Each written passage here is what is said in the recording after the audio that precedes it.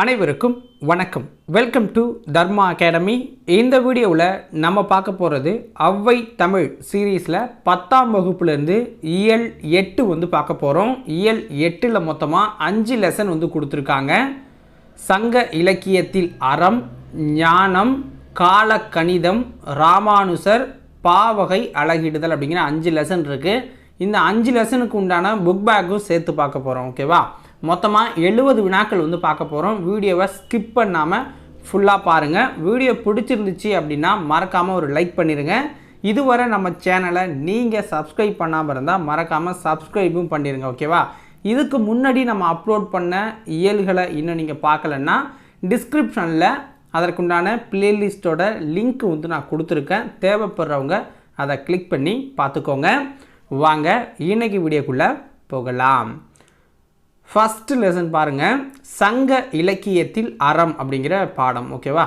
இதில் முதல் வினா, சங்க காலத்திற்கு பிந்தைய அற இலக்கியங்களின் காலத்தை எவ்வாறு அழைப்பர்? சங்க காலத்திற்கு பிந்தைய அற இலக்கியங்களின் காலத்தை நம்ம அறநெறி காலம் அப்படின்னு சொல்கிறோம். அறநெறி காலம். கவிதை வாழ்க்கையின் திறனாய்வு என்று கூறியவர் யார்?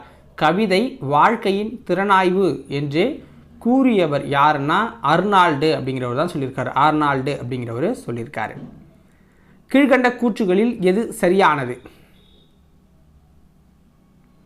அறநெறிகால அறங்கள் சமயம் சார்ந்தவை, ஆனால் சங்ககால அறங்கள் இயல்பானவைங்கிறாங்க. சங்ககால வாழ்க்கையில் இருந்து உருவான அறங்களே சங்க இலக்கியத்தில் பதிவு செய்யப்பட்டுள்ளது. அறம் செய்வதில் வணிக நோக்கம் இருக்கக்கூடாது என்பது சங்ககால மக்களின் கருத்தாக இருந்துச்சு. நல்லா நோட் பண்ணிக்கோங்க. அறநெறிகால அறங்கள்னால் சமயம் சார்ந்து இருக்கும், ஆனால் சங்ககால அறங்கள் இயல்பாக இருக்குது. சங்ககால வாழ்க்கையிலிருந்து உருவான அறங்களே சங்க இலக்கியத்தில் பதிவு பண்ணப்பட்டிருக்கு. அறம் செய்வதில் வணிக நோக்கம் இருக்கக்கூடாது அப்படிங்கிறது சங்ககால மக்களோட கருத்தாக இருந்திருக்குங்கிறாங்க. அப்போ அனைத்தும் சரிதான். இம்மை செய்தது மறுமைக்கு ஆமெனும் அறவியலை வணிகன் ஆய் அல்லன். இந்த வரிகள் இடம்பெற்றுள்ள நூல் எது? ஆன்சர் புறநானூரில் இந்த வரிகள் இடம்பெற்றிருக்கு. ஓகேங்களா? புறநானூரில் இடம்பெற்றிருக்கு. அதாவது இம்மை செய்தது மறுமைக்கு ஆமெனும் அறவியலை வணிகன் ஆய் அல்லன். இந்த வரிகள் சங்ககால வள்ளல்களில் ஒருவரான ஆய் பற்றி ஏனிச்சேரி முடமோசியார் எவ்வாறு குறிப்பிட்டுள்ளார்? இந்த வரிகளில் பார்த்தீங்க அப்படின்னா இந்த வரிகளுக்கு சொந்தக்காரர் அப்படின்னா ஏனிச்சேரி முடமோசியார். ஓகேங்களா? அவர் புறநானூரில் இந்த பாடலை எழுதியிருக்கிறாரு. ஆய் மன்னரை பற்றி சொல்லியிருக்காரு. என்ன சொல்லியிருக்காரு, எப்படி அதை குறிப்பிட்டிருக்காரு அப்படின்னு பார்த்தீங்கன்னா, நோக்கமின்றி அறம் செய்வதே மேன்மை அப்படின்னு சொல்லியிருக்காரு. நோக்கமின்றி அறம் செய்வதே மேன்மை அப்படின்னு சொல்லியிருக்காரு. ஓகேங்களா? அடுத்தது பாருங்கள், சங்க பாக்களில் அறம் பற்றிய அறிவுரைகள் பெரும்பாலும் டேஷ்களை முதன்மைப்படுத்தியே கூறப்பட்டுள்ளன. சங்ககால பாக்களில் அறம் பற்றிய அறிவுரைகள் பெரும்பாலும் எதனை பற்றி எதை முதன்மைப்படுத்தி சொல்லப்பட்டிருக்கு அப்படின்னா அரசர்களை முதன்மைப்படுத்தியே சொல்லப்பட்டிருக்கு. அரசர்களை முதன்மைப்படுத்தியே சொல்லப்பட்டிருக்கு. மன்னர்களுடைய டேஷ் அறத்தின் குறியீடுகளாக போற்றப்பட்டுள்ளது. மன்னர்களுடைய செங்கோலும் வெண்கொற்ற குடையும் அறத்தின் குறியீடுகளாக போற்றப்பட்டிருக்கு. அறநெறி முதற்றிய அரசின் கொற்றம் அறநெறி பிழையா திறனறி மன்னர் அப்படிங்கிற வரிகளில் இதை புலப்படுத்துகிறாங்க. அடுத்து பாருங்கள், கீழ்கண்ட கூற்றுகளில் சரியானது எது? நீர்நிலை பெருக்கி நிலவளம் கண்டு உணவு பெருக்கம் காண்பதும் அதனை அனைவருக்கும் கிடைக்க செய்வதும் அரசின் கடமையாக சொல்லப்படுது. குற்றங்களை அறத்தின் அடிப்படையில் ஆராய்ந்து தண்டனை வழங்க வேண்டும்ங்கிறாங்க. யார்? ஊன்பொதி பசுங்குடையார் அப்படிங்கிறவர். ஊன்பொதி பசுங்குடையார் அப்படிங்கிறவர் இதை சொல்கிறார். ஊன்பொதி பசுங்குடையார் சொல்கிறார். குற்றங்களை அறத்தின் அடிப்படையில் ஆராய்ந்து தண்டனை வழங்கணும்னு. அரசன் அறநெறியில் ஆட்சி செய்வதற்கு அமைச்சரும் உதவுறாங்க. நன்றும் தீதும் ஆயுதலும் அன்பும் அறனும் காத்தலும் அமைச்சர் கடமை என்கிறது மதுரை காஞ்சி. நன்றும் தீதும் ஆயுதலும் அன்பும் அறனும் காத்தலும் அமைச்சர் கடமை அப்படின்னு சொல்கிறது மதுரை காஞ்சி. செம்மை சான்ற காவிதி மக்கள் என்று அமைச்சர்களை மாங்குடி மருதனார் போற்றுகிறார். செம்மை சான்ற காவிதி மக்கள் அப்படின்னு அமைச்சர்களை மாங்குடி மருதனார் போற்றுகிறார். இதில் மதுரை காஞ்சியில். ஓகேவா? அப்போ எல்லா கூற்றும் சரியாக தான் இருக்குது. அறம் கூறும் அவையம் பற்றி அறம் அறகண்ட நெறிமான் அவையம் என கூறும் நூல் இது. அறம் கூறு அவையம் பற்றி அறம் அறம் கண்ட நெறிமான் அவையம் என கூறும் நூல் என்ன அப்படின்னா புறநானூறு. உறையில் இருந்த அற அவையம் தனிச்சிறப்பு பெற்றது அப்படிங்கிறாங்க. மதுரையில் இருந்த அவையம் பற்றி மதுரை காஞ்சி குறிப்பிடுது. அங்குள்ள அவையம் துலாக்கோல் போல நடுநிலை மிக்கது அப்படின்னு சொல்கிறாங்க. எங்கே? மதுரையில் இருந்தது. தமிழரின் போர் அறம் என்பது யாருடன் போரிடக்கூடாது என்பதை வலியுறுத்துகிறது. தமிழரின் போர் அறம் என்பது யாருடன் போரிடக்கூடாது என்பதை வலியுறுத்துகிறது அப்படின்னா வீரமுற்றோர், புறமுதுகிட்டோர், சிறார், முதியோர், பசு, பார்ப்பனர், பெண்கள், நோயாளர், புதல்வரை பெறாதவர்கள். ஸோ இவங்கள்ட்டெல்லாம் நீங்கள் போரிடக்கூடாது, இரக்கம் காட்டணும் அப்படிங்கிற மாதிரி. ஓகேங்களா? இப்போ அனைத்தும் சரியானது தான். தம்மை விட வலிமை குறைந்தாரோடு போர் செய்வது கூடாது என கூறியவர் யார்? தம்மை விட வலிமை குறைந்தாரோடு போர் செய்வது கூடாது என கூறியவர் யார்னா ஆவூர் மூலங்கிழார். ஆவூர் மூலங்கிழார் அப்படிங்கிறவர் சொல்கிறாரு. எந்த பாட்டில் அப்படின்னா எரியார் எரிதல் யாவனது எரிந்தோர் எதிர் சென்று எரிதலும் செல்லான் அப்படின்னு புறநானூரில் இதை விளக்குறாரு. ஓகேங்களா? அடுத்து செல்வத்து பயனே ஈதல் துய்ப்பும் எனினே தப்புன பலவே என கூறியவர் யார்? செல்வத்து பயனே ஈதல் துய்ப்பும் எனினே தப்புன பலவே என கூறியவர் யார்னா மதுரை கணக்காயர் மகனார் நக்கீரர். மதுரை கணக்காயனார் மகனார் நக்கீரர் இதை சொல்லியிருக்காரு. கீழ்கண்ட கூற்றுகளில் சரியானது எது? எழுவரின் கொடைவெருமை சிறுபானாற்று படையிலும் பெருஞ்சித்திரனார் பாடலிலும் பதிவு செய்யப்பட்டிருக்கு. எழுவரின் கொடைவெருமை அப்படிங்கிறது சிறுபானாற்று படையிலையும் பெருஞ்சித்திரனார் பாடலிலும் பதிவு செய்யப்பட்டிருக்கு.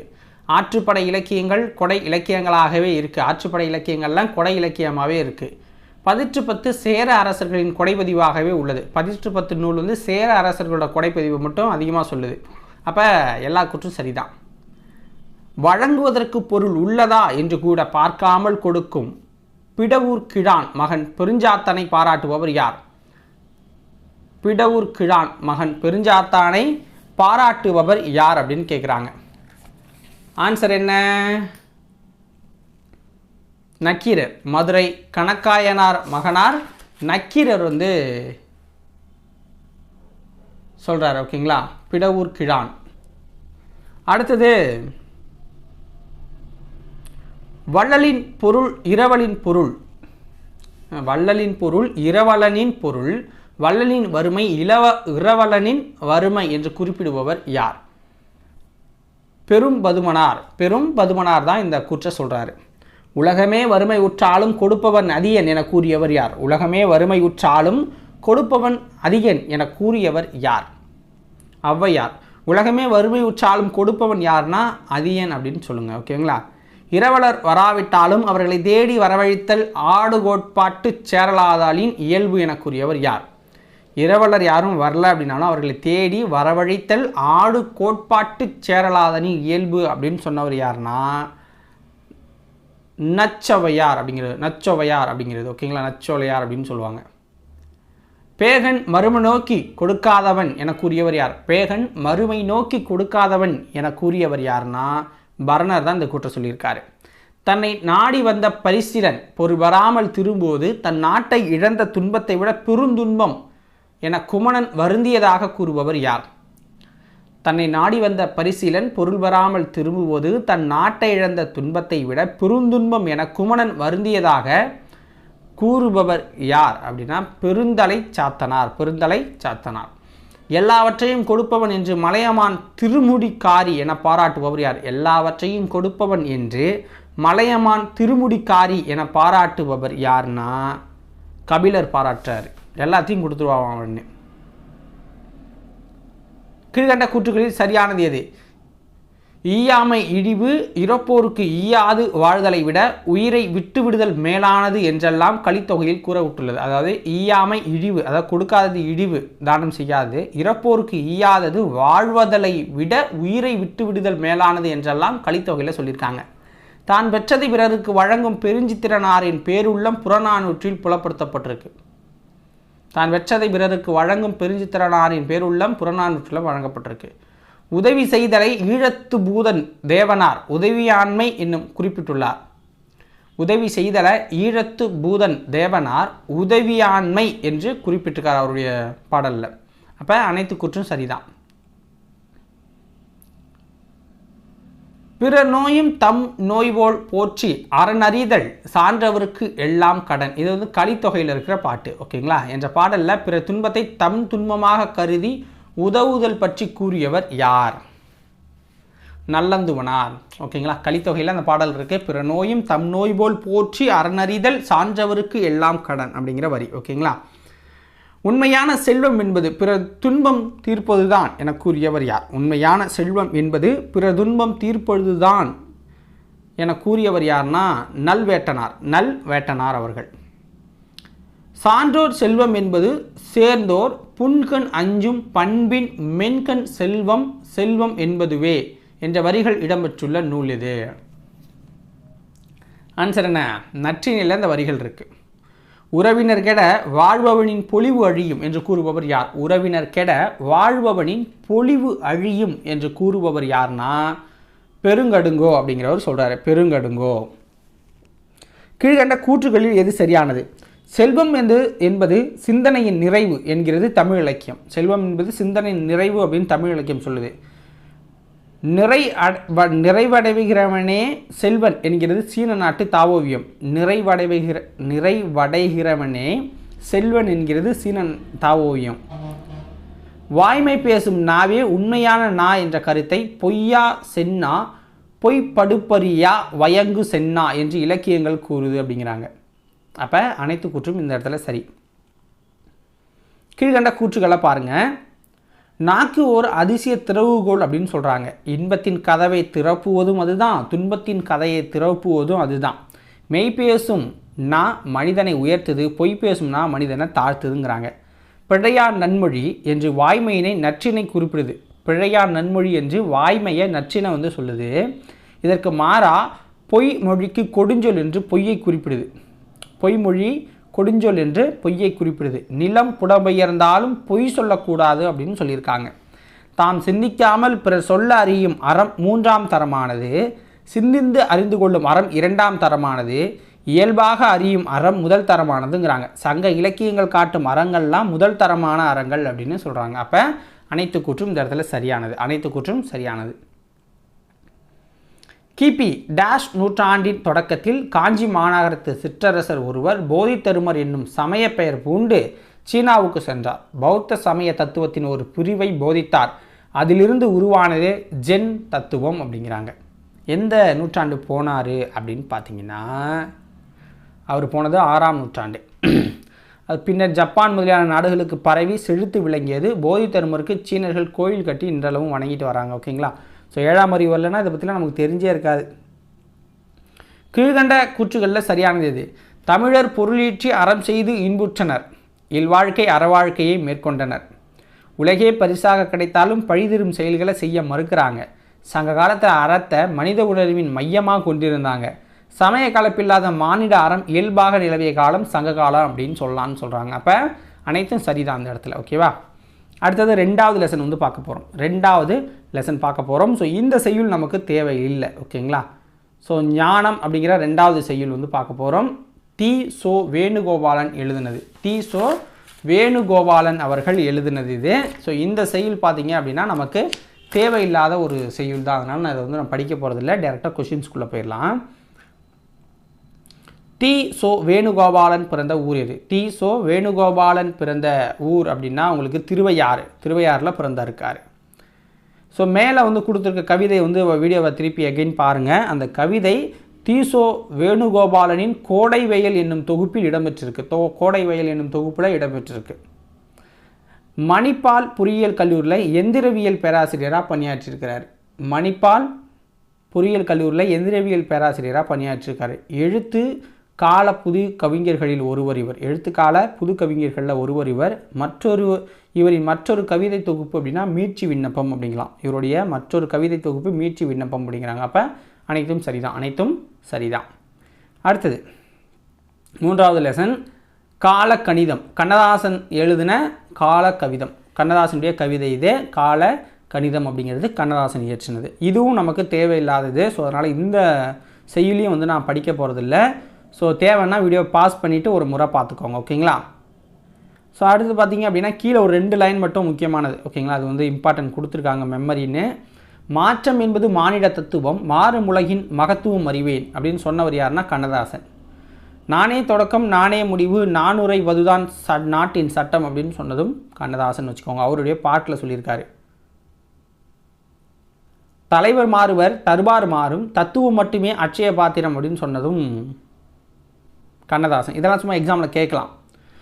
கொள்வோர் கொள்க குறைப்போர் குறைக்க உள்வாய் வார்த்தை உடம்பு தொடாது அப்படின்னு சொன்னவரும் நம்மளுடைய கண்ணதாசன். ஓகேங்களா? இதெல்லாம் கொஷினாக நீங்கள் மெமரி பண்ணிக்கணும் படிக்கும்போதே. கண்ணதாசனின் இயற்பெயர் என்ன? கண்ணதாசனின் இயற்பெயர் என்ன? கண்ணதாசனோட இயற்பெயர் என்ன அப்படின்னா முத்தையா. கண்ணதாசனோட இயற்பெயர் வந்து முத்தையா. கண்ணதாசன் பிறந்த ஊர் எது? கண்ணதாசன் பிறந்த ஊர் சிறுகுடல்பட்டி, சிவகங்கை மாவட்டத்தில் சிறுகுடல்பட்டி. கீழ்கண்ட கூற்றுகளில் சரியானது எது பாருங்கள். காலக்கணிதம் என்னும் இந்த பாடப்பகுதி கண்ணதாசன் கவிதை தொகுப்பில் இடம்பெற்றிருக்கு. இவரது பெற்றோர் அப்படின்னா சாத்தப்பன் விசாலாட்சி. கண்ணதாசனுடைய பெற்றோர்கள் வந்து சாத்தப்பன் விசாலாட்சி. 1949ஆம் ஆண்டு கலங்காதிரு மனமே என்ற பாடலை எழுதி திரைப்பட பாடலாசிரியாக மாறியிருக்கிறார். கலங்காதிரு மனமே அப்படிங்கிறது 1949. திரையுலகிலும் இலக்கிய உலகிலும் சிறந்து விளங்கியவர் கண்ணதாசன். இவர் சிறந்த கவியரங்க கவிஞராகவும் பேச்சாளராகவும் திகழ்ந்தவர்னு சொல்கிறாங்க. அப்போ அனைத்து கூற்றும் சரிதான், அனைத்தும் சரிதான். கீழ்கண்ட கூற்றுகளில் சரியானது எது? தன் திரைப்பட பாடல் வழியாக எளிய முறையில் மெய்யியலை மக்களிடையே கொண்டு சேர்த்தவர் கண்ணதாசன். சேரமான் காதலி என்னும் புதினத்திற்காக சாகித்ய அகாதமி விருது பெற்றவர் கண்ணதாசன். தமிழக அரசின் அரசவை கவிஞராகவும் சிறப்பிக்கப்பட்டிருந்தார் கண்ணதாசன் அப்படிங்கிறாங்க. அப்போ இதுலேயும் அனைத்து கூற்றும் சரிதான். நதியின் பிழையன்று நரும் புனலின்மை அன்றே பதியின் பிழையன்று பயந்த நம்மை புறந்தான் மதியின் பிழையன்று மகன் பிழையன்று மைந்த விதியின் பிழை நீ இதற்கென்ன வெகுண்டதென்றன் இப்பாடலை பாடியவர் யார்? ஆன்சர் என்ன? முடவனார். ஸோ முடவனார் அவர்கள் பாடியிருக்காங்க. ஓகேங்களா? முடவனார் அவர்கள் பாடியிருக்காங்க. ஓகேவா? ஸோ அடுத்து பாருங்கள். அதாவது நதியின் பிழையன்று நரும்புலன்மை, சாரி நான் தப்பாக சொல்லிட்டேன். ஓகேங்களா?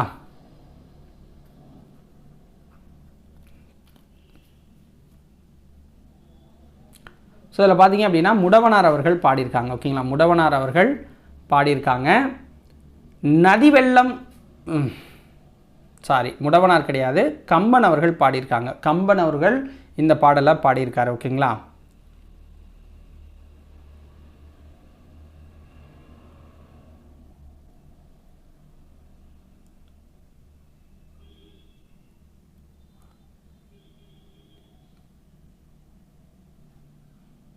ஸோ கம்பன். ஓகேங்களா? ஸோ கம்பன் இதனுடைய ஆசிரியர். ஓகே. நதி வெள்ளம் காய்ந்து விட்டால் நதி செய்த குற்றமில்லை, விதி செய்த குற்றமின்றி வேறு யாரம்மா என பாடியவர் யார்? யார்? கண்ணதாசன் அவர்கள் இதை பாடியிருக்காங்க. கண்ணதாசன் அவர்கள் இதை பாடியிருக்காங்க. ஓகேங்களா? கண்ணதாசன் அவர்கள் இதை பாடியிருக்காங்க. ஸோ அடுத்தது நம்ம எத்தனாவது லெசனு? 4வது லெசனுக்குள்ளே வந்துட்டோம். ஓகேங்களா? ராமானுசர் நாடகம். இதில் 2 கொஷின் தான்.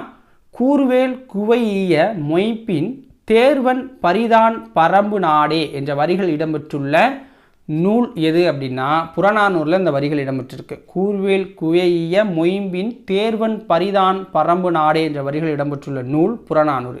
மேற்கண்ட இந்த பாடலில் பரம்பு என்பது பிரான்மலையை குறிக்குது. இது எந்த மாவட்டத்தில் அமைஞ்சிருக்கு? பரம்பு மலை குறிக்குது. எந்த மாவட்டம்னா சிவகங்கை மாவட்டத்தில் அமைஞ்சிருக்கு. சிவகங்கை மாவட்டத்தில் பிரான்மலை அப்படிங்கிறது இருக்குது. ஓகேங்களா? ஸோ இப்போ வந்து கடைசி பாடம் 5வது பாடம் வந்து பாவகை அலகிடுதலை பார்க்க போகிறோம்.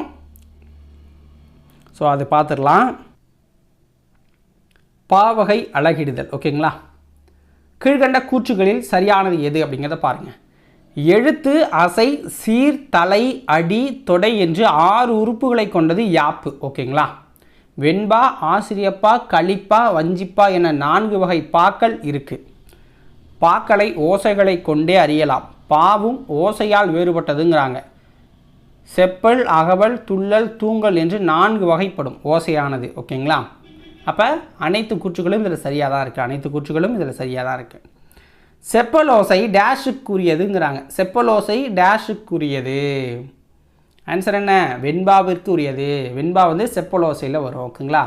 அறம் கூறும் குறளும் நாலடியாரும் வெண்பாவில் அமைஞ்சிருக்கு. அறம் கூறும் குறளும் நாலடியாரும், திருக்குறளும் நாலடியாரும் வெண்பாவில் அமைஞ்சிருக்குங்கிறாங்க. அகவல் ஓசை டேஷுக்குரியது. அகவல் ஓசை அப்படிங்கிறது ஆசிரியப்பாவுக்கு உரியது. அகவல் ஓசை ஆசிரியப்பாவுக்கு உரியது. இலக்கண கட்டுக்கோப்பு குறைவாகவும் கவிதை வெளியீட்டுக்கு எளிதாகவும் இருப்பது அகவற்பா அப்படின்னு சொல்கிறாங்க. அகவற்பா என்னும் ஆசிரியப்பா. சங்க இலக்கியங்களும் சிலப்பதிகாரம், மணிமேகலை, பெருங்கதை ஆகிய காப்பியங்களும் அகவற்பாவில் தான் அமைஞ்சிருக்கு. சங்க இலக்கியங்களும் சிலப்பதிகாரம், மணிமேகலை, பெருங்கதை ஆகிய காப்பியங்களும் அகவற்பாவில் அமைஞ்சிருக்கு. துள்ளல் ஓசை டேஷுக்குரியது. துள்ளல் ஓசை அப்படிங்கிறது கலிப்பாவுக்குரியது. துள்ளல் ஓசை கலிப்பாவுக்குரியது. செய்யுளில் இடையிடையே உயர்ந்து வரும் துள்ளல் ஓசை இது. ஓகேங்களா?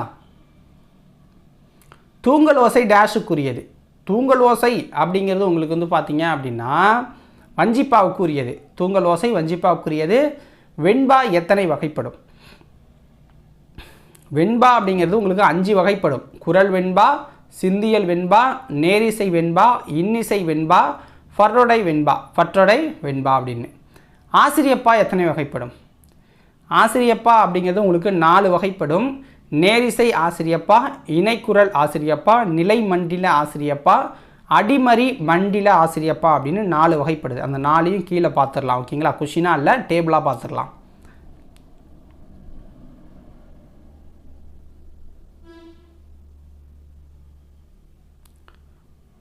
ஸோ பொது இலக்கணம். ஓகேங்களா?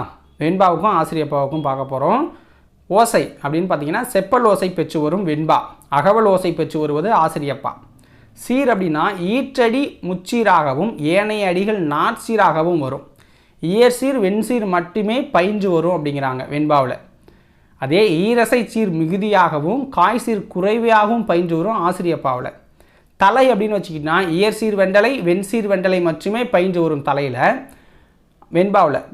ஆசிரிய தலை மிகுதியாகவும் வெண்டலை கலித்தலை ஆகியவை விரைவியும் வருவது ஆசிரியப்பாவில்.